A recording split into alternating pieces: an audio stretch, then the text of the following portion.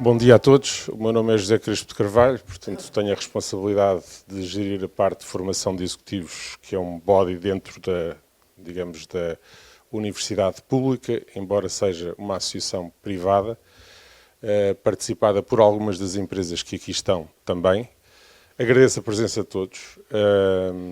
Quero-vos dizer que esta é uma primeira iniciativa de um conjunto de iniciativas que vamos fazer nesta área, enfim, do compliance com um chapéu de governance por cima. Há uma legislação comunitária, como todos sabem, há uma transposição para Portugal, há uma necessidade de práticas diferentes daquelas que temos tido até agora para empresas com mais de 50 trabalhadores e, portanto, a partir deste momento coloca-se a questão de, ponto 1, o que fazer, ponto 2, quem formar e como formar e para quê e em que circunstâncias. E para isso, precisamente, nós fizemos esta no fundo, parceria com a Line-In e com o Nuno Guita, para conseguirmos, no fundo, alavancar a formação nesta área e posicionarmos a formação não apenas numa lógica de estritamente jurídica, mas também de governance, se quiserem, no sentido mais geral, ou seja, de modelo de gestão. Porque nos interessa perceber aquilo que deve ser feito sob o ponto de vista de gestão. E, portanto, é por isso que estamos a fazer isto numa escola de gestão e não necessariamente numa escola de direito, como seria, enfim, expectável teoricamente. Portanto, agradeço a todos os que aqui estão mais uma vez, agradeço às nossas empresas associadas, agradeço aos painéis que vão ter oportunidades, e as pessoas estão aqui todas mencionadas, que vão ter a oportunidade de intervir, e em primeira mão passo a palavra ao Dr. Paulo Macedo, que é conhecido de todos, vai fazer uma intervenção inicial Tone from the Top, e portanto uma visão de topo pelo CEO da Caixa Geral de Depósitos para todos vós. Muito obrigado, Dr. Paulo Macedo, por ter acedido a este convite. O palco é seu. Obrigado. Obrigado. Tenho aqui. Muito obrigado.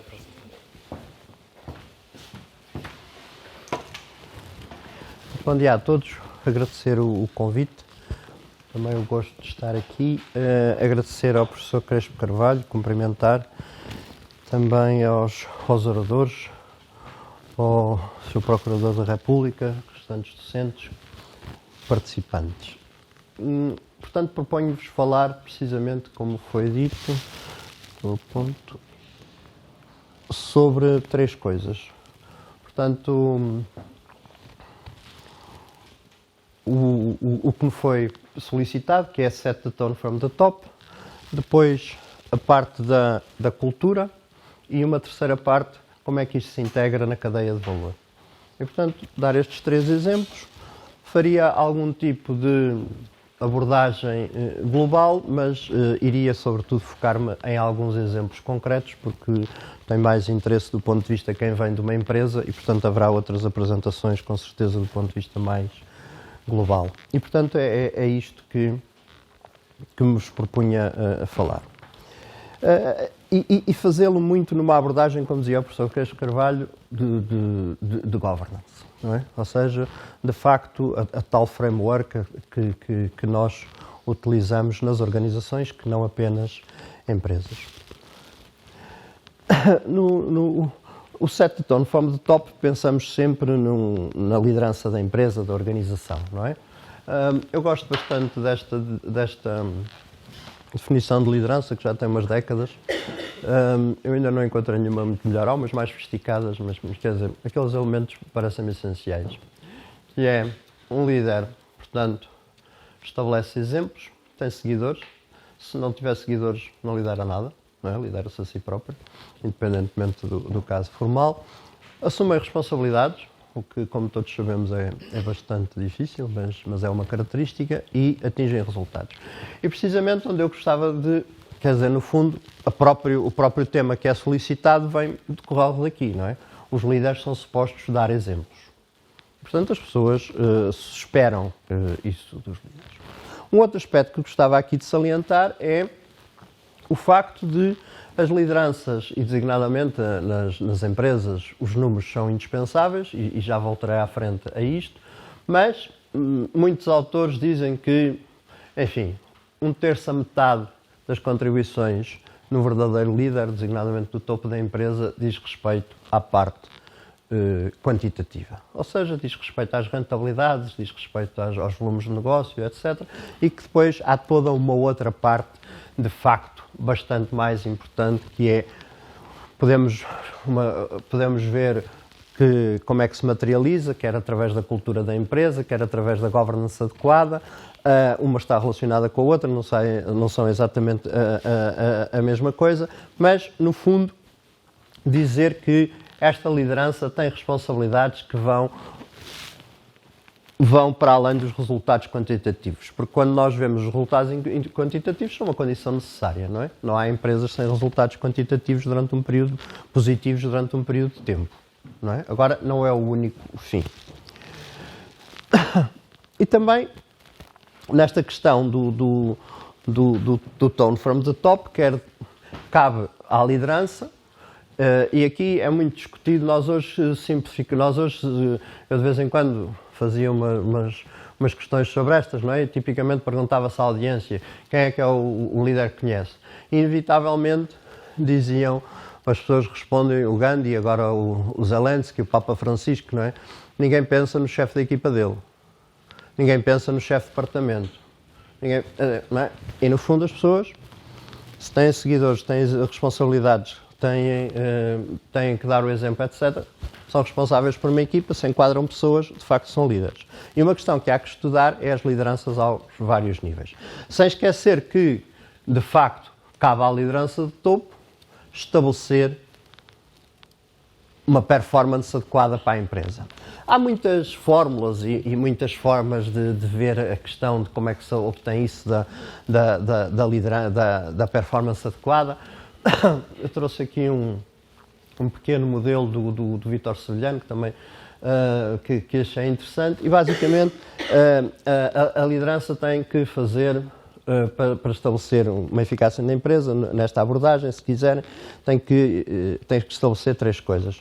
Tem que estabelecer um caminho claro para as pessoas, e aqui está o set de Tone from the Top, ou seja, que assuntos é que estão na agenda, que prioridades é que estão definidas, o que é que é dito às diferentes áreas que têm que fazer. A questão depois é se temos as competências internas, e nós sabemos hoje que as empresas são obrigadas, designadamente no setor financeiro e não só, a ter as competências internas. Não é se as têm ou não têm, são obrigados a ter, e obviamente é sempre um processo em curso, não é? As competências não estão lá, nem são estáticas, não é? Portanto, está sempre à procura. E depois, se as pessoas têm compromisso. Esta fórmula tem uma coisa engraçada, que é aquilo é apresentado como um produto, não é?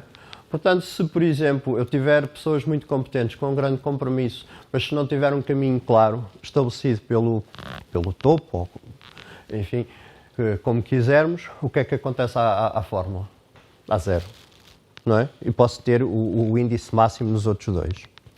Por outro lado, se qualquer um dos índices estiver no máximo, vamos supor de 10 vezes 10, e há um que está no 1, 10 vezes 10, 100, o outro multiplica por 1 dá 100, e quando eu passo esse 1 para 2, imediatamente o resultado final dá 200. E, portanto, é interessante ver isto como um produto e não ver como um somatório apenas. Eu, de vez em quando, como já disse, depois há aqui umas derivações, há quem diga que este C das competências depois se desdobra no saber fazer e também no comunicar, mas no outro dia discutia-se este modelo e alguém me dizia que devia estar aqui mais um C. E, portanto, o C, mais um C, e basicamente se definia que era a questão ligada à cidadania, ligada à questão do cumprimento. Ou seja, nós podemos ter um caminho claro, podemos ter competências, podemos ter um compromisso das pessoas, mas será que isso pode passar à margem do resto da sociedade? Ou seja, o conceito da empresa, portanto, atingir apenas os seus objetivos imediatos sem estar integrada num todo, e, portanto, hoje pensamos que claramente que isso não é assim. E, portanto, no fundo, isto tem várias formas como é possível apresentar, mas de qualquer maneira o que me pareceu interessante é esta questão. Tem que haver um caminho claro, e esse caminho claro não passa apenas por questões quantificáveis, desejavelmente muitas serão, mas passa também por várias questões ligadas a fatores imateriais. E os desafios da liderança, tipicamente, não é? Nós começamos, como todos aprendemos na escola, pelas necessidades dos clientes, depois temos que ter a rentabilidade, depois estamos hoje cada vez mais dependentes da tecnologia, mas de facto a questão do comportamento ético é indispensável. O que eu vou tentar ver-vos é porque é que isto não é apenas conversa, não é? Porque dizer que o comportamento ético é indispensável não acrescenta muito pouco, não é? Dificilmente alguém dirá o contrário.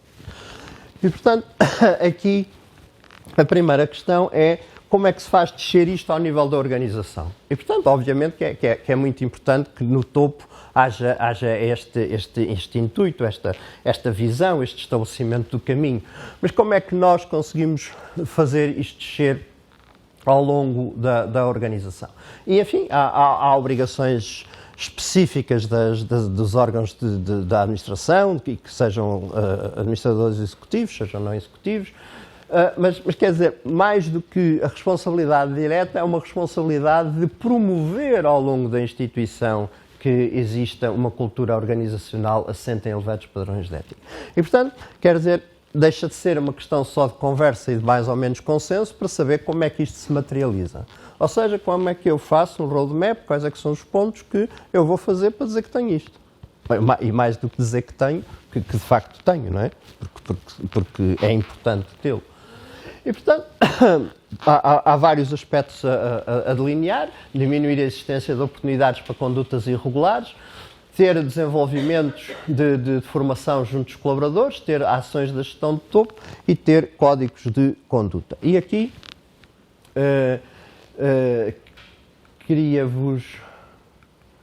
queria-vos dizer, na parte dos códigos de conduta, que, por exemplo, hoje em dia, a generalidade das empresas de grande dimensão tem códigos de conduta. Por exemplo, no setor bancário, não só há códigos de conduta, há códigos de conduta que são supervisionados. E, portanto, é outro nível, certo? Ou seja, os códigos de conduta não são apenas estabelecidos como um conjunto de boas intenções, são depois, no fundo, é feito um enforcement e é solicitada uma atualização anual. No sentido, precisamente, daquilo também não ser apenas uma questão de conversa, isso é mais uma ordem de serviço ou qualquer coisa desse género. Relativamente ainda à questão do topo e do set the tone from the top. Nós, enfim, em termos do Conselho de Administração das Empresas, de maior dimensão, e, enfim, daquilo que se convenciona chamar o chairman, e, portanto, há várias comissões, não é? O Conselho de Administração, depois a Comissão Executiva, muitas das vezes, depois alguns conselhos, designadamente de auditoria ou de risco ou qualquer outros, nas empresas do setor financeiro e em algumas outras. E, por exemplo, aqui está um exemplo da revista Harvard, que é o que é isso, o que é esse o papel do set the tone from the top? É fazer tudo? É dar ordens a todos? É ser boss? É andar a fiscalizar tudo? E quer dizer, o que nós vemos ali, e depois eu posso disponibilizar se alguém tiver interesse, o que nós vemos ali é o quê? É basicamente que as grandes responsabilidades não é ser o boss na condução dos trabalhos, não é ser o boss na questão da imposição, mas é ter a certeza, ok, os inputs para a organização estão corretos, temos as pessoas certas, não é? E aqui há sempre aquela questão da provocação, não é? O melhor ativo da empresa são as pessoas. Eu acho que não, são as pessoas certas. Há uma diferença enorme, assim, entre as pessoas certas e as pessoas, porque as pessoas certas são aquelas que têm as competências, o compromisso, estão disponíveis para seguir e têm a tal parte da cidadania e estão disponíveis para seguir um caminho. E, portanto, se temos as pessoas certas a bordo, portanto, connosco, se temos as agendas claras, ou seja, aqui as agendas é o que é que o board seleciona como temas, não é? Porque, quer dizer, todos nós sabemos que o dia-a-dia absorve-nos todos e a 100 e poucos %, não é? Se nós nos deixarmos absorver pelo dia-a-dia. Ou então conseguimos estabelecer nós as agendas e delegar o resto. E, por outro lado, também os próprios processos.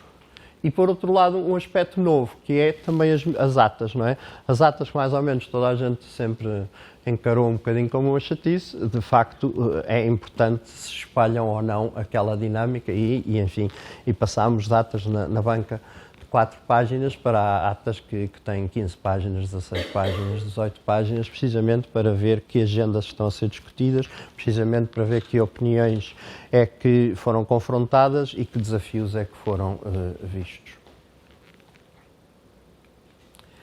Na parte da cultura de integridade, aparece-nos como uma parte essencial da cultura a governance, não é? Aquilo que foi falado aqui logo no início, e portanto a governance, portanto, como é dita, se os homens fossem anjos não seria necessária, não é? Assim precisamos de um conjunto de regras, precisamos de um conjunto de esforço, de um framework para atingir um determinado objetivo. E, portanto, a governance é inerente a qualquer organização, seja pública ou privada, com ou sem fins lucrativos, não é? Ou seja, como é que se gera a organização. E esta parte é uma função essencial do topo, não é? E, portanto, o topo não é só para dar ordens, mas é precisamente se está a estabelecer uma governance adequada. E aqui é importante, desde logo, a nossa primeira reação quando falamos de governance é saber se, de facto, existem os checks and balances.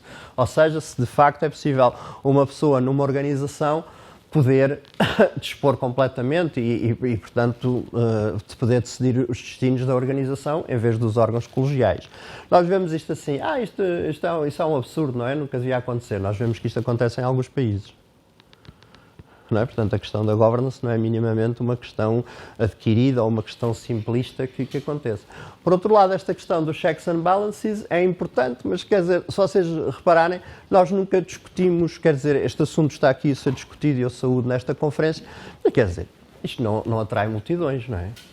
A governance. Se fosse as taxas de juros, isso aí é que a gente estava, quer dizer, não é? E então, se fosse qual o aumento das taxas de juros, isso aí é que tínhamos audiência, não é? Muito maior, não é? Para além desta qualificada. E, portanto, mas a questão dos checks and balances, eu diria que é fundamental em que sentido? Reparem o que é que teria sido se não houvesse checks and balances nos Estados Unidos quando foi a invasão do Capitólio. É apenas porque havia uma separação de poderes, é apenas porque o Presidente dos Estados Unidos tem uma função. O Vice-Presidente tem a possibilidade de fazer e de ser autónomo, que o Senado tem a sua participação, etc, etc, etc, etc, de haver uma imprensa livre, etc, etc, que as coisas aconteceram. Senão, haveria um outro rumo na história internacional. Portanto, esta questão é de facto fundamental.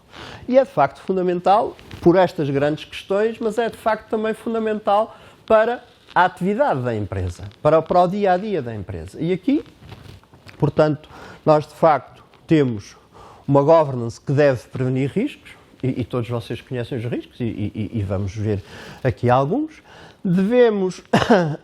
Pode prevenir boicotes. Reparem o que aconteceu, por exemplo, a empresas, em termos de negócio, que não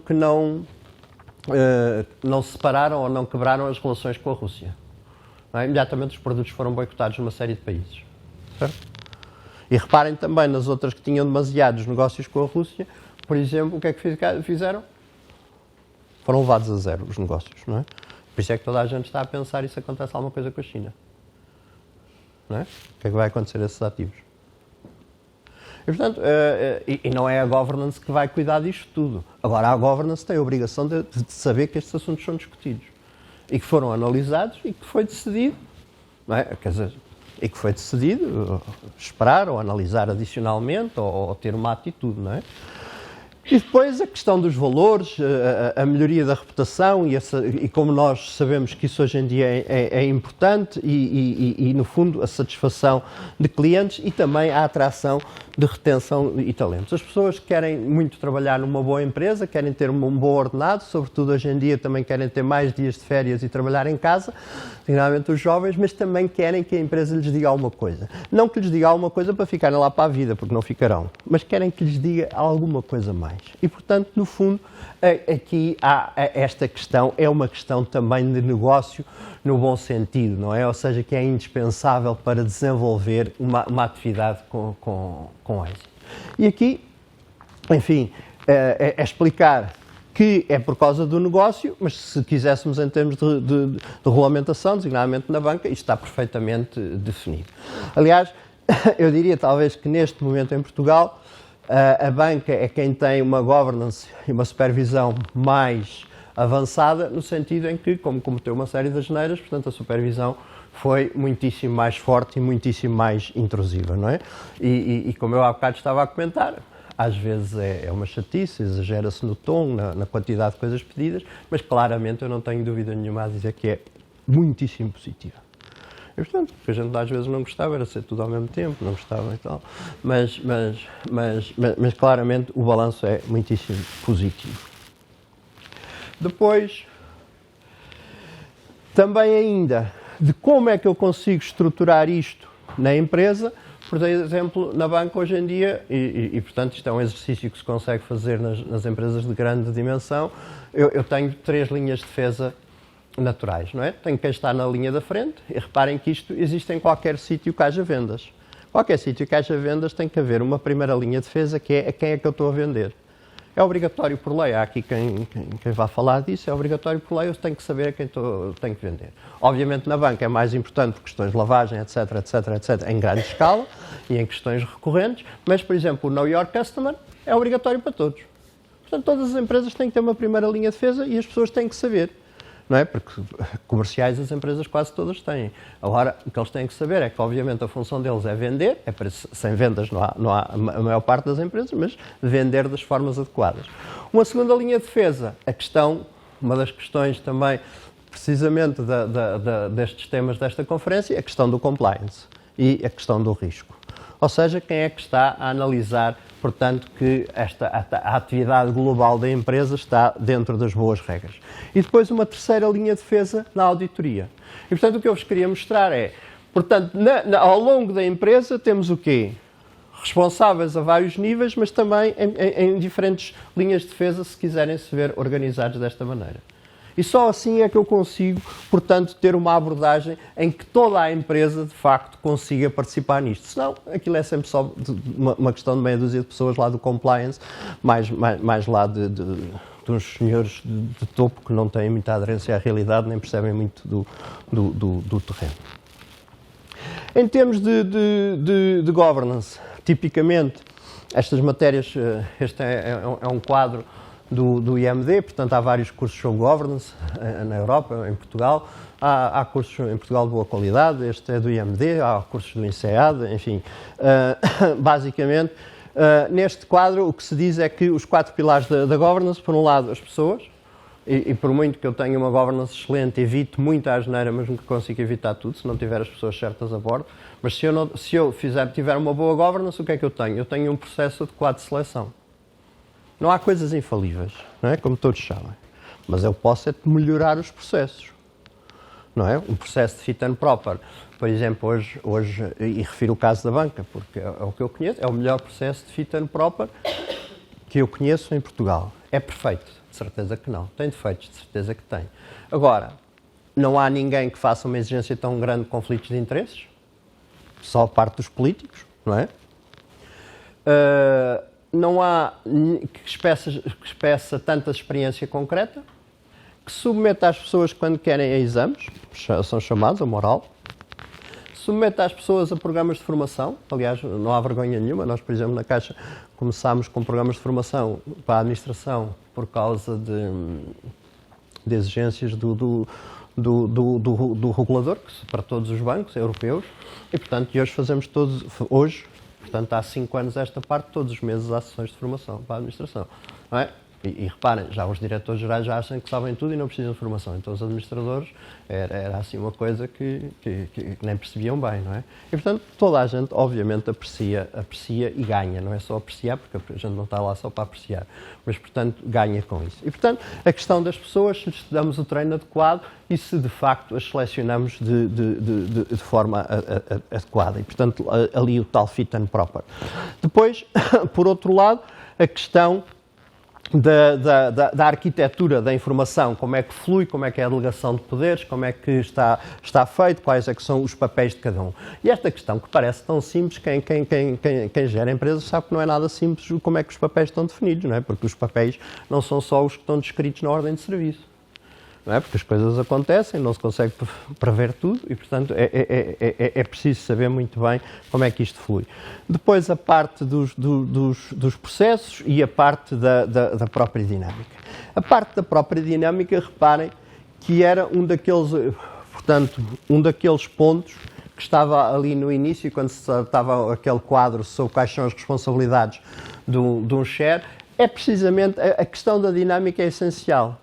Ou seja, e isto não é desporto, não é? Quer dizer, a questão da dinâmica é essencial em que sentido?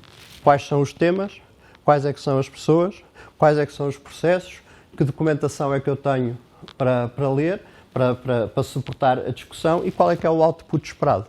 E, portanto, a obrigação é eu ter a certeza que arranjo os inputs para depois conseguir bons outputs.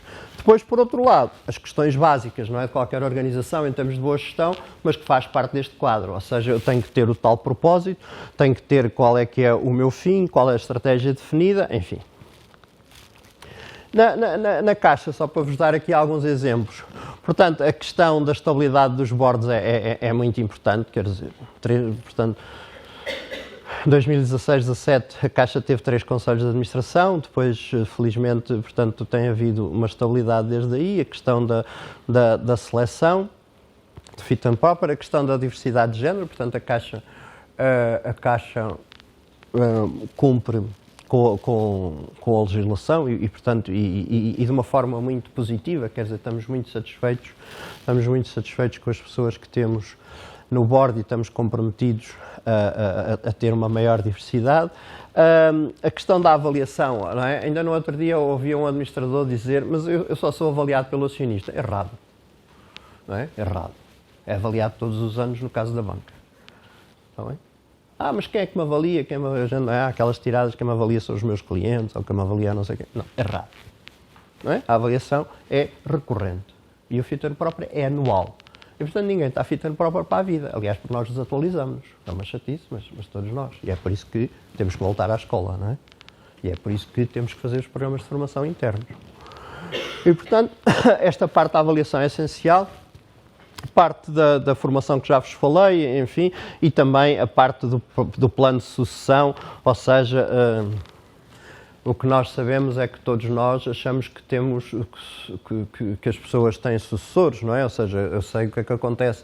Agora, não há muitas grandes empresas, e portanto não estou a falar de pequenas e médias, não há muitas grandes empresas que tenham uma folha com frente e verso para quem é que são os potenciais sucessores dos administradores e dos diretores de primeira linha. Não estou a dizer que não... portanto, ficamos assim, há muito poucas. Este processo demorou mais de um ano. Não é identificar as pessoas, é só a forma como ela era construída.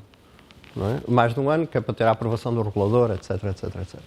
Depois, por outro lado, o que é isso da cultura transversal e do set the tone from the top? Por exemplo, esse o papel dos não executivos, não é? E lembramos de algumas figuras tristes, mas eu era não executivo, portanto não era suposto dizer nada. E, portanto, isso já passou, mas, por exemplo, hoje discutimos coisas como o quê? Discutimos coisas como os administradores não executivos devem ser avaliados ou não? Mais ou menos toda a gente terá a tendência a dizer que sim. E são avaliados quê? De uma forma quantitativa, não. Não há casos, não há muito casos de uma forma qualitativa, sim. Mas reparem que não é uma matéria nada fácil, não é? Aliás, porque não podem ser avaliados pelos executivos. Portanto, ou têm que ser avaliados pelo Presidente, que também é não executivo, ou têm que ser avaliados por uma comissão, mas é uma comissão de pares. E, portanto, estas questões não são simples, mas fazem toda a diferença se eu quero verdadeiros não executivos que sejam responsáveis e que acrescentem valor, não é? Porque eu a um não executivo não lhe peço que esteja lá só para fiscalizar, peço que esteja lá para fiscalizar, para fazer o challenging ao que é dito e para acrescentar valor e dar os seus insights. Não estão lá para ver, nem estão para lá para dizer que sim ou que não. Qual é o valor que cada um aporta? Não é? E, portanto, é uma questão bastante... Okay. Para terminar, como é que isto se integra tudo na cadeia de valor da empresa? Já acho que, portanto, tentei ver como é que isto distribuía na empresa, como é que isto se integra na cadeia de valor da empresa e esta questão da governance. A questão da governance junta-se àquilo que eu chamo o triunfo dos intangíveis, não é? Ou seja, o que é que nós vemos nas empresas e também em especial num banco? Um banco não é nada se não tiver capital. não é nada se não tiver liquidez, não é nada se não tiver um volume de negócios que lhe permita sustentar o seu futuro e assegurar que os seus depósitos dos seus clientes são pagáveis a qualquer momento, não é? Portanto, ou seja, os fatores quantitativos são absolutamente indispensáveis. Mas o que é que nós vemos? O que nós vemos é que isto é uma condição necessária, mas não é suficiente. Na parte imaterial, nós vemos hoje o que dá mais valor às empresas. Obviamente que os volumes de negócios são muito importantes, continua-se a fazer avaliações das empresas nesta base, mas muito disto deriva de quê? Deriva se há um propósito ou não, se eu consigo atrair as pessoas ou não, deriva se há uma liderança que é reconhecida ou não, se o tal caminho existe ou não, se sabe para onde é que se vai, se existe uma governance adequada, a cultura, e reparem, e depois questões como o talento, a inovação, a reputação, a marca, a base de clientes, a experiência de cliente, ou seja, no fundo, estes fatores são aqueles que nós hoje em dia, quando vemos as 10 empresas com maior capitalização do mundo, vemos o quê? Antes primeiro víamos petrolíferas, depois víamos bancos, depois, recuando ainda mais, víamos umas industriais. Hoje, no top 7, não vos digo o top 10 que não fui lá ver ontem, mas no top 7 só há empresas de tecnológicas. E as empresas tecnológicas, qual é que é o seu maior valor? A inovação, a reputação, a marca. Vejam o que é que vale uma marca como o iPhone. Qual é que é o diferencial de preço que consegue por se chamar iPhone exatamente a um telefone que faz tudo o resto. Vejam o que é a necessidade de inovação, não é? O que é o volume de vendas da Nokia e depois, se a inovação desaparece, cai de um dia para o outro. E, portanto, reparem como é que, portanto, há uma mudança de paradigma, portanto, isto continua a ser um fator essencial. Não há bancos sem capital, sem liquidez, sem clientes, etc. Mas quer dizer, são estes fatores onde está a governance, onde está a cultura da empresa, onde está a reputação, onde está a marca, onde está a inovação, que fazem decidir os futuros das organizações. E portanto, aqui integrar isto na prática na geração de valor, já vos disse, já vimos há bocado, mas, por exemplo, e a governance insere-se nestas preocupações que hoje em dia existem relativamente ao ESG, Environment, Social e Governance. Relativamente ao mais top line, eu consigo ter mais clientes se tiver uma abordagem e for reconhecido pelo mercado, como, por exemplo, que tenho boas práticas. Eu consigo ter reduções de custos se for reconhecido no mercado como tendo boas práticas, como tendo a reduzir, tendo uma gestão racional, tendo uma boa reputação, não é? É por isso que a própria gestão faz tanta diferença, não é? Há estudos e quadros, com certeza depois poderão falar nisso mais à frente, há estudos e quadros que dizem que uma boa gestão, uma boa liderança, duas organizações semelhantes pode gerar uma diferença de valor de 40%. Enfim, é o que é, mas quer dizer, não é? Duas empresas, mesma dimensão, mesmo setor. Aliás, nós vemos isso nos microcosmos, não é? Vemos isso, por exemplo, nos centros de saúde de uma mesma região, porque é que um centro de saúde funciona tão bem e o outro funciona menos bem, não é? Com o mesmo tipo de população. E vemos isso nos serviços de finanças, vemos isso nas agências bancárias, etc, etc, etc. Depois também uma prática de valor relativamente ao regulador e às intervenções legais, no sentido de as minimizar, e portanto são de facto as penalizações muito, muito fortes, e também uma produtividade maior. É preciso que os colaboradores também se revejam naquilo que está a ser feito. A governance, portanto, é um dos 5 pilares da estratégia da Caixa em termos de ESG, mas falando-vos ainda da ligação que também as pessoas podem perceber a importância da governance, ainda aqui um bocadinho, não é? É aquele lado que não sei, estava a dizer o professor Queijo Carvalho, havia aqui um lado da cenoura e do chicote, eu até agora sou só da cenoura, portanto este é o único do chicote que tenho, que é, bem, o que é que nós vemos? Por exemplo, vejam, o governo de Inglaterra não está a ser ameaçado pela inflação abstrusa, não está a ser ameaçado pelo Brexit que diminuiu a economia não sei quanto tempo, não está a ser ameaçado pelo PIB estar a crescer muitíssimo menos, por a City ser muitíssimo menos dinâmica, não está a ser ameaçado nada disso. Está a ser ameaçado por questões de reputação e por questões de como é que é formado o governo, o tal fit and proper, como é que é selecionado, etc. Reparem, a multa, não é? Isto é de 28 de junho, portanto, da semana passada. A multa de 100 milhões de euros que uma auditora teve porque dava os resultados dos exames aos seus colaboradores, não é? E, portanto, e outras empresas que desapareceram. E, portanto, quer dizer, esta governance deve ser vista como positiva porque se integra no negócio, mas se quisermos ao contrário, tem tudo isto, não é? E vemos, por exemplo, em Portugal, bancos que desapareceram apenas porque, não apenas por questões de governance, também de crime ou má prática, mas quer dizer, a governance é que não estava lá de certeza, certo? Quer dizer, sobre isso, quer dizer, depois pode haver tudo o resto. Agora, a governance não estava lá. E não é só de um banco, não é? E enfim, e para terminar, algumas áreas de aperfeiçoamento, pode-se sempre, de facto, melhorar. Pensamos sempre na governance das empresas, foi aquilo que tivemos aqui a falar. Na parte da governance pública também sabemos que é essencial para as empresas e para as organizações em geral.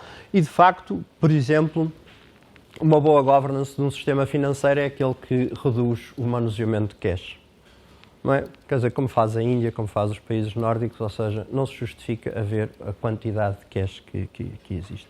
E já não estou a falar só de questões fiscais. Estou a falar de questões fiscais, estou a falar de questões de corrupção, estou a falar de questões de segurança, etc, etc, etc, etc. As questões ligadas ao número de empresas zombie, não é? Aqui nas escolas de gestão sempre se diz que as empresas zombie deviam desaparecer porque fazem uma concorrência desleal aos que cumprem, não é? Mas quer dizer, hoje em dia não é só a concorrência desleal, hoje em dia ocupam mão de obra, não é? Que está escassa em todos os setores, mão de obra que, se a empresa é informal, dificilmente tem formação, dificilmente é uma mão de obra qualificada, dificilmente tem boas condições de trabalho, quando no mercado ao lado há quem queira essa mão de obra. E, portanto, o custo de uma empresa zombie permanecer num determinado setor é hoje maior do que há um tempo atrás. Depois, a criação de uma área de compliance na esfera da administração pública é algo que se poderia ver, designadamente nas áreas das compras, nas áreas, enfim, das contratações, e, enfim, e também eu entendo que, por exemplo, na área da autoridade tributária, que é aquela que conheço melhor, devíamos estar hoje a falar como é que se aplica a inteligência artificial e como é que se aplica ao machine learning, que é das coisas mais evidentes que há.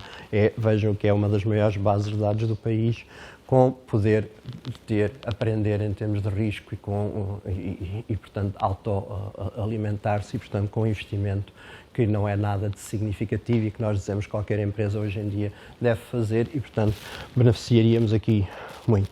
E depois também o aumento da transparência de entidades sem fins lucrativos. Nós vimos há pouco tempo alguns tipos de fraudes, por e simplesmente de empresas que faturavam milhões, ou têm movimentos de milhões, ou ativos de milhões, e por e simplesmente nem sequer tinham que registrar as contas. Nem sequer tinham que entregar contas. Não é? E, portanto, isso obviamente... E tanto quanto eu percebo, com certeza depois poderão ver isso, nada na lei se alterou, entretanto, sobre isto. E, portanto, são estes fatores. Portanto, para vos dizer, de facto, a governance é fundamental, de facto a governance tem que ser uma preocupação do topo, não pode ser exclusiva, a governance precisa de ser discutida de uma forma serena e precisa de ter propostas concretas e precisa de bons exemplos e de cada setor. Há uns que estão mais avançados, como eu já disse no caso da banca, porque também a asneira foi maior, outros que, por exemplo, na parte seguradora estão a fazer o seu caminho e outros na parte das empresas cotadas, que também têm uma regulação e que também têm penso eu, uma governance positiva, podendo com certeza, contudo, melhorar. Portanto, parabéns por esta discussão, por este debate e muito obrigado.